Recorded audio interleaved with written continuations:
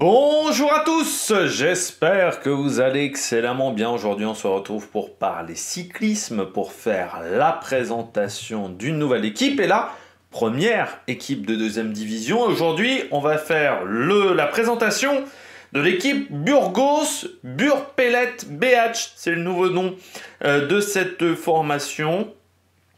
On va revenir sur la saison 2024, on parlera des résultats lors de cette année, des coureurs à suivre, et puis on parlera un petit peu du nouveau maillot et des transferts par exemple de cette formation. N'hésitez pas à vous abonner à la chaîne, à réagir dans les commentaires, à mettre un pouce bleu, à partager la vidéo sur les réseaux sociaux, notamment auprès de vos proches, je sais que ça peut les intéresser. Dans les commentaires, n'hésitez pas à me dire qui vous a plu, qui vous a déçu.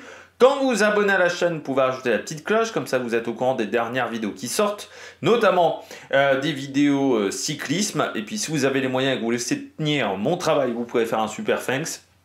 Vous pouvez également cliquer rapidement dès que vous voyez une miniature, une notification sur les différentes, voilà, dans votre fil YouTube, parce que plus vous cliquez rapidement sur une vidéo après sa mise en ligne, et bien plus elle est mise en avant par YouTube. On commence tout de suite avec la Burgos. Alors, on n'a pas les budgets, parce que pour les équipes de deuxième division, c'est encore plus compliqué de trouver les budgets que pour les équipes de World Tour. Déjà, pour les équipes de World Tour, c'était compliqué, donc je n'ai pas trouvé les budgets pour les équipes de deuxième division.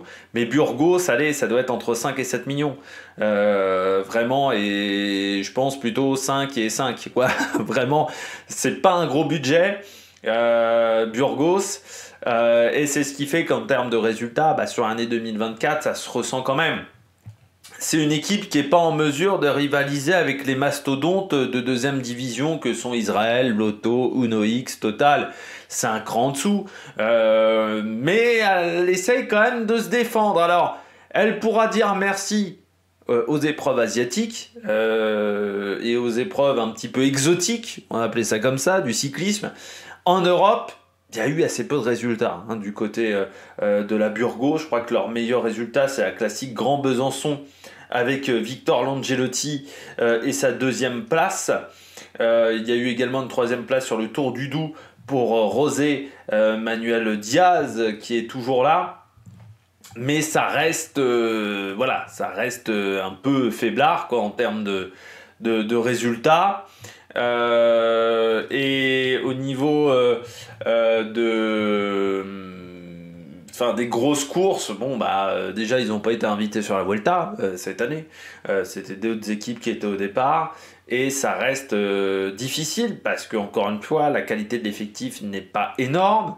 Parce que tu peux pas non plus te payer des très bons coureurs. Et puis maintenant, ils sont concurrencés quand même par Kern Pharma pour les jeunes coureurs. Il y a Cara Rural qui est toujours là en Espagne. Donc c'est vrai que ça devient difficile d'attirer les jeunes coureurs espagnols. Alors, ils ont décidé depuis l'année dernière de s'intéresser à des coureurs de petites nations. Je pense notamment, ils ont un Mongol qui est pas mauvais. Ils avaient pris des Néo-Zélandais. Il y a des Uruguayens. Il y a Kumil. Kumil, je crois que c'est le Guatemala.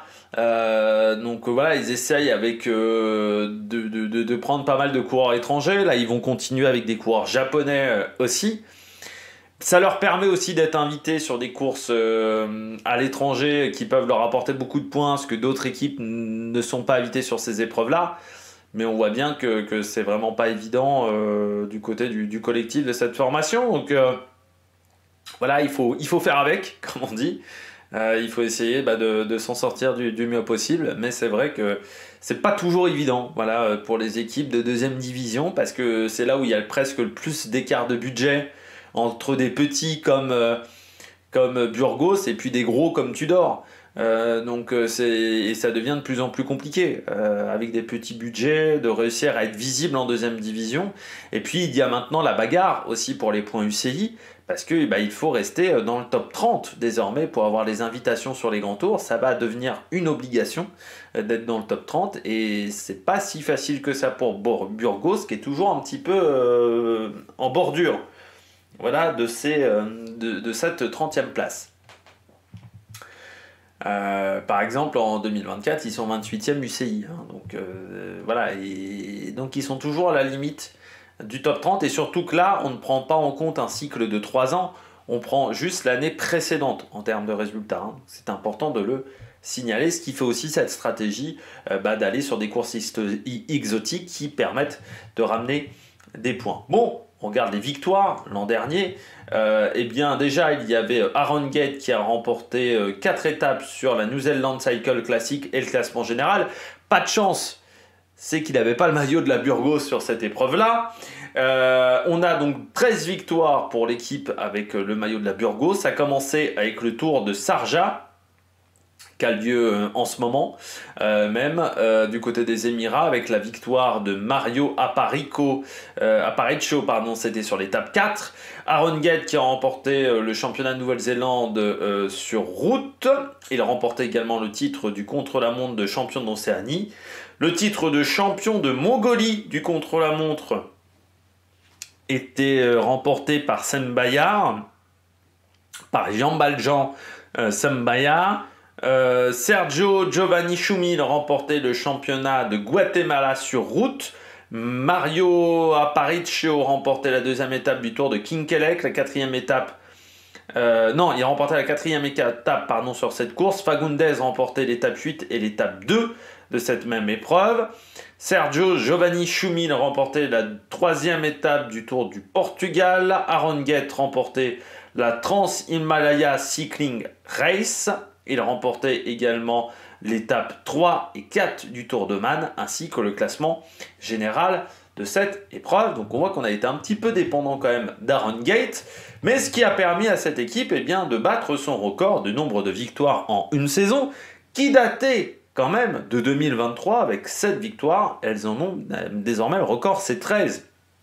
Mais là encore une fois, il faut nuancer, parce que c'est pas sur des épreuves de haut niveau, c'est pas des épreuves avec des hautes densités de liste de départ, donc c'est pas non plus des épreuves qui te permettent de rapporter beaucoup de points, parce que quand on regarde bien au niveau des victoires, eh bien il y a certes 6 victoires en Pro Series, mais c'est les courses en Chine, où on sait qu'on n'a pas la plus grosse densité de liste de départ dans ces courses-là. Et puis il y a quand même 3 championnats nationaux et une compétition continentale également parmi les victoires. Donc ça fait quasiment un quart des victoires de l'année du côté de cette équipe.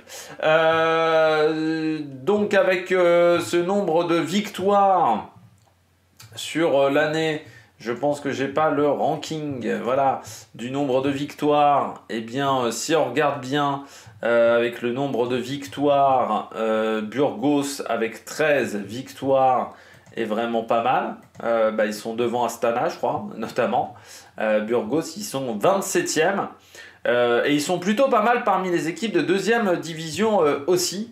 Parce que si on ne prend en compte que les équipes de Pro Team, eh bien, ils sont 6e en termes de nombre de victoires, devant la Total Energy, par exemple, devant la Q36 ou devant la Coratec. Donc c'est plutôt pas si mal que ça, mais encore une fois, sur des courses pas forcément excellente en termes de liste de départ. Du côté du nombre de jours avant la première victoire, il a fallu attendre 40 jours, ce qui est plutôt pas énorme, parce que c'est souvent une équipe qui avait du mal à gagner, donc qui avait du mal à gagner rapidement. Alors c'est pas le record, mais ça reste quand même un bon résultat de ce côté-là. Donc ça veut dire qu'il y a eu quand même une bonne dynamique du côté de cette formation. Et au niveau des points Pro Cycling Stats, donc qui je rappelle prennent en compte les 100 meilleurs résultats chez les garçons, eh bien c'est une énorme saison 2024. C'est là aussi leur meilleure saison avec 1731 points, ce qui est 600 points de plus qu'en 2023, qui était déjà la meilleure saison à l'époque. Nombre de vainqueurs différents du côté de l'équipe Burgos. Eh bien, on a quand même 5 vainqueurs différents, ce qui est mieux que la Cofidis. Alors, il y a aussi plus de victoires que du côté de la Cofidis. Malgré tout, on a senti quand même une petite dépendance à Aaron Gate. Allez, on regarde tout de suite les transferts du côté de cette formation. Pas mal de changements du côté de cette équipe. On a 9 arrivées pour 8 départs, donc ce qui est quand même beaucoup. Pas mal de départs à la retraite. C'est le cas de Jet Sebol, qui était là depuis des années dans les équipes espagnoles et néerlandaises. C'est le cas de Jesus Esquerra, également de Oscar Pellegrini, de Sébastien Mora qui va se concentrer sur la piste. On retrouve également Alejandro Franco et Karel Vachek qui eux n'ont pas trouvé encore de points de chute. Et puis, 2 coureurs vont en World Tour, Aaron Getch et XDS Astana, et surtout Victor Langelotti qui rejoint la Ineos. Du côté des recrues, eh bien, on a Meraoui Kudus, l'Érythréen qui vient en deuxième division, qui était chez Terengganu. Josh Burnett, qui était dans une équipe néo-zélandaise, la Mitok NZ Cycling Project. David Martin, qui faisait partie des petits protégés de Contador chez Polti Cometa, mais qui n'a jamais été très performant. Carlos Garcia Pierna, qui était dans la Kern Pharma. Et puis 4 coureurs qui étaient d'une équipe amateur, le Club Ciclista Padrones Cortizo. C'est le cas de La Calais, de Cava, de Fora ou encore de Krimiec. Je ne sais pas trop comment on doit le prononcer. Et puis on a Tomoya Koyama, un coureur japonais qui arrive également dans cette formation. Formation qui est donc de 2e division. Alors ce n'est pas forcément l'équipe la plus jeune de 2e division. Elle a 26 ans de moyenne d'âge. Alors c'est quand même jeune si on prend en compte également les équipes de World Tour, mais en 2e division, eh bien, il y a plus jeune, notamment la Bardiani avec 22 ans de moyenne d'âge. Mais c'est mieux qu'Israël, c'est mieux que la Q36, c'est mieux que la Total Energy, notamment. Elle est à égalité avec la Euskaltel, voilà, 26 ans de moyenne d'âge. Elle est donc 11e dans ce classement sur 17 formations. Du côté donc de l'effectif 2024-2025 plutôt de cette formation, on va s'en sortir. Eh bien nous avons donc 23 coureurs. Le plus âgé c'est Georgios Bouglas qui a 34 ans, il est grec. Et le plus jeune c'est Hugo de La Calais, 20 ans et 199 jours. Seulement 5 coureurs ont 30 ans ou plus. José Manuel Diaz qui vient de les avoir. Meraoui Kudus, Okamika, Langulo et Bouglas. Et puis on a quasiment la moitié de l'effectif qui a moins de 25 ans, et notamment 2 coureurs qui ont moins de 23 ans, Daniel Cavia et Hugo de La Calais. Que dire de cet effectif? On perd quand même Aaron Guet qui était pourvoyeur de victoire, on perd Langelotti qui était lui pourvoyeur de bons résultats, notamment sur les manches de Coupe de France, le coureur monégasque. Alors oui, on récupère Meraoui Kudus qui a été coureur de World Tour, Garcia Pierna également, on va le suivre un petit peu, mais c'est vrai que l'effectif a peut-être un petit peu perdu en qualité par rapport à l'an dernier du côté de la Burgos. Burgpellet Beach, parce qu'on a tellement été habitué à dire Burgos Beach que ce nouveau nom là aussi va un peu nous embêter par rapport à nos habitudes. J'ai décidé de choisir 5 coureurs. Dans les équipes de 2e division, je choisis au minimum 4 coureurs. Ça peut aller jusqu'à 6, ça dépend de l'effectif, en fait, de la taille de l'effectif, de la qualité de l'effectif. Là, j'ai décidé de parler de 5 coureurs. Bien entendu, je commence avec Meraoui Kudus. Oui, qu'on avait perdu de vue parce que l'an dernier, il avait quitté le monde du World Tour. Il avait trouvé refuge chez Terengganu Cycling Team. Alors c'est vrai que Meraoui Kudus a été un coureur qui a été très bon chez Dimension Data, par exemple. Très bon sur la première moitié de sa carrière. Et puis c'est vrai qu'il avait un peu disparu depuis la Covid. En fait, Meraoui Kudus, en termes de résultats, alors heureusement pour lui, c'est qu'un peu comme Alexandre Delettre, il a été très bon en continental, ce qui lui a permis un petit peu de taper dans l'œil dans certaines personnes, et notamment au Japon, parce qu'il a fait 2e du Tour du Japon, 2e du Tour de Kumano, 2e également du Tour de Turquie, qui est une épreuve Pro Series, et puis il a été très présent aux Jeux d'Afrique, où il avait notamment remporté le contre-la-montre sur cette épreuve. Donc oui, ça a été un coureur qui a été efficace sur l'année. Il avait fait 9e également de la Muscat Classique, par exemple à Oman, 10e du Alula Tour, par exemple, en termes de résultats sur des courses importantes. Donc forcément, il a un peu tapé dans l'œil de certains managers et de la Burgos qui s'est dit, tiens, ça peut être un coureur qui peut nous amener des points importants pour le classement mondial et nous permettre de rester dans ce top 30 qui encore une fois est l'objectif de cette équipe, de ces équipes de deuxième division. Et puis Meraoui Koudou, ça va lui permettre de retourner sur des courses un peu plus importantes, parce que c'est vrai que c'est toujours le problème en continental. Certes, on découvre des pays, mais on aimerait avoir peut-être parfois un peu plus de densité. Après, il va falloir qu'il se réhabitue aussi à la manière de courir. J'irais plus à l'européenne, parce que parfois en Asie, ça ressemble un peu plus à ce qu'on a en cyclisme amateur en France, par exemple, dans la manière de courir. Donc il va falloir qu'il se réhabitue à ces stratégies de course. Et puis pourquoi pas faire un bon résultat, notamment du côté de Palma de Majorque. Ça pourrait être intéressant du côté du coureur érythréen. Donc on va le suivre. Voilà, on va le suivre, Meraoui Koudous, sur ce début de saison. Deuxième coureur à suivre, Fagundes, le coureur uruguayen. Je trouve qu'il progresse d'année en année. Alors même si ça se voit pas au niveau des résultats Pro Cycling Stats, parce qu'en 2024 il est marqué comme avoir été moins bon qu'en 2025, mais aussi il n'avait pas fait la Vuelta, contrairement à l'année précédente. Moi je trouve qu'en termes de résultats c'est quand même pas mal. Il a remporté 2 étapes sur le Tour de Kinkel Lake, 4e du Tour du Doubs également, sur une manche de Coupe de France. Donc je trouve qu'il a vraiment progressé dans les bosses, Fagundes, et ça peut être un coureur très intéressant pour cette formation. De toute manière, il va falloir désormais qu'il prenne ses responsabilités. Il n'y a plus l'Angelotti, donc forcément on va lui demander beaucoup plus en termes de résultats. Il va falloir qu'il montre ce qu'il sait faire.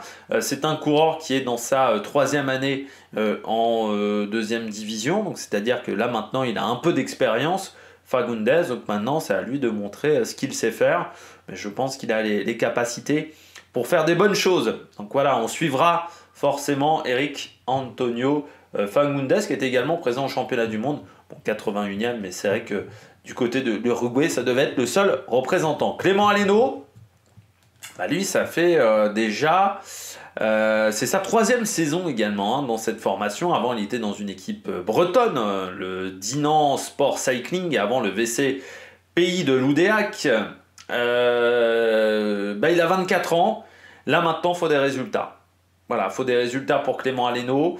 2024, il a été assez peu visible, voire on peut même dire pas du tout. C'est vrai que depuis son début chez Burgos, on ne peut pas dire qu'il nous a émerveillés par son talent. Là, il faut qu'il montre en 2025 que la marche n'était pas trop haute. On lui refait confiance parce qu'il a quand même un contrat jusqu'en 2026. Donc ça veut dire que Burgos lui fait quand même confiance dans son travail. Mais c'est vrai que l'année dernière, son meilleur résultat, c'est 11e de la classique Loire-Atlantique, qui, je rappelle, ne sera pas au programme cette année de la Coupe de France.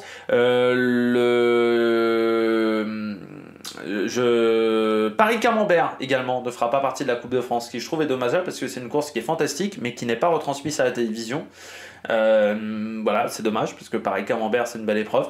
Mais voilà, Clément Aleno, j'espère des résultats désormais pour le coureur français. C'est vrai que jusqu'à maintenant en 2e division, il a eu un peu du mal à exploiter son talent, donc c'est pour ça que je vais le suivre. Je vais suivre également le coureur mongol Jambaljans Sambayar, coureur qui est dans sa dernière année de contrat avec la Burgos, qui a rejoint l'équipe l'an dernier. Il était avant à l'Eteranganou, comme un certain Meraoui Koudous par exemple.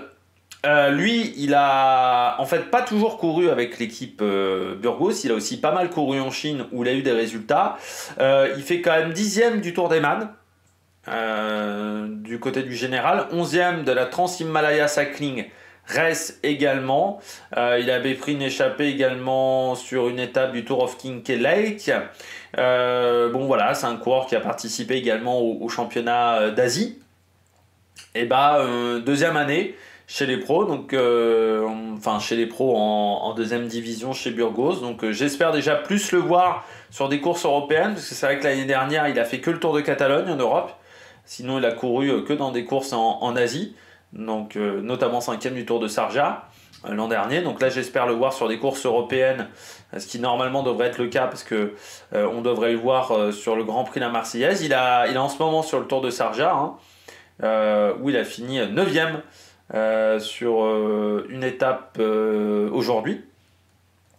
Voilà, sur l'étape 4 qui arrivait en montée. C'était une longue bosse où il y a eu des problèmes en plus avec du vent et des banderoles qui faisaient un petit peu tout et n'importe quoi. 3e également de la première étape, donc ça c'est plutôt bien. Et puis on espère qu'il va progresser, ce petit coureur, parce que là aussi l'internationalisation du cyclisme, ça passe par l'Afrique, mais ça passe aussi par l'Asie. Et c'est vrai qu'on pensait, l'Asie est un continent où le vélo est très utilisé, notamment dans les transports, de la vie de tous les jours, dans les transports du quotidien, mais c'est vrai qu'en termes de cyclistes asiatiques, pour le moment, on n'en a pas tant que ça. C'est vrai que c'est un peu le continent pauvre aujourd'hui du cyclisme, parce qu'on a des concurrents d'Océanie, on a des concurrents africains, on a des concurrents du côté des Amériques, très peu au final du côté de l'Asie, qui arrivent surtout en World Tour. Et peut-être qu'en attirant le regard sur lui, ce coureur Sam Bayar va réussir à donner l'envie à des jeunes de se lancer dans le cyclisme dans son pays, la Mongolie. Puis peut-être que dans 10 ou 15 ans, on aura un vainqueur d'étape du Tour de France qui sera mongol et qui dira oui, parce que quand j'étais petit, j'ai vu Sam Bayar, je sais pas, faire un résultat sur une course en Chine et je me suis dit tiens, ça peut être intéressant le cyclisme.